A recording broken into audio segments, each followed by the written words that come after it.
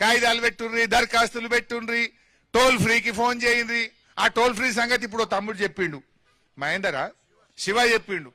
నీ ఇవాళ పొద్దున కూడా మా ఎరోల సీన్ ఫోన్ కలుపుతుండే నాకు రాంగా కార్లు. అన్న నిన్నటి నుంచి కొడుతున్నానే, ఇది ఎప్పుడు చేసినా call is busy please wait, call is busy please wait. నిన్న రాత్రి 6 నుంచి కొడుతున్నా ఇప్పటికీ కాల్ వెయిటింగే ఉన్నది. అంటే దొంగ నంబర్ పెట్టిరు, అది టోల్ ఫ్రీ కాదు, అది ఉత్తదే టోల్ ఫ్రీ కాదు, అది ఆ నంబర్ పనే చేస్తలేదు. అంటే మీ పని ఎట్లున్నదో అర్థమవుతున్నది. టోల్ ఫ్రీ నంబర్ పెట్టేవాడు ఎత్తాలనా వద్దా, రాసుకోవాలనా వద్దా? రాత్రి నుంచి పొద్దుగాల దాకా ఇప్పుడు కూడా బాబు మన ముందు ఫోన్లో కొట్టి చూపించిండు, నంబర్ ఈజ్ బిజీ అంటుంది.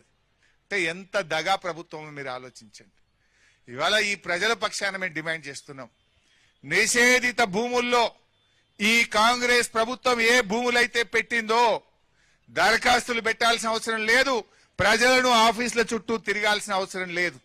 మీరే పెట్టిండ్రు, తక్షణమే ఆ భూములన్నీ కూడా నిషేధిత జాబితా నుంచి తొలగించాలని చెప్పి ఈరోజు మేము డిమాండ్ చేస్తా ఉన్నాం.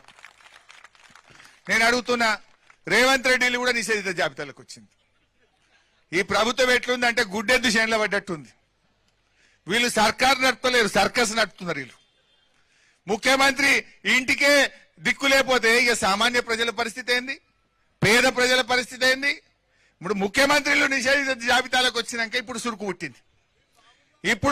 ఇప్పుడు వచ్చి రేవంత్ రెడ్డి ఈయన అంటుండు పొంగులేటి సారీ అంటుండు. ఎవరికి చెప్తున్నావు పొంగులేటి సారీ? ముఖ్యమంత్రికి చెప్తున్నావా?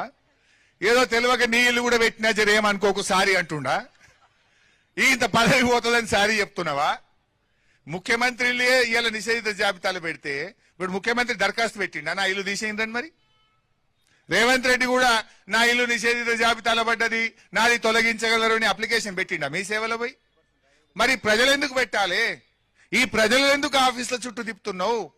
చేసిన తప్పు నీది, తప్పును సరిదిద్దాల్సిన బాధ్యత కూడా నీదే. ప్రజలను ఇబ్బంది పెట్టద్దు.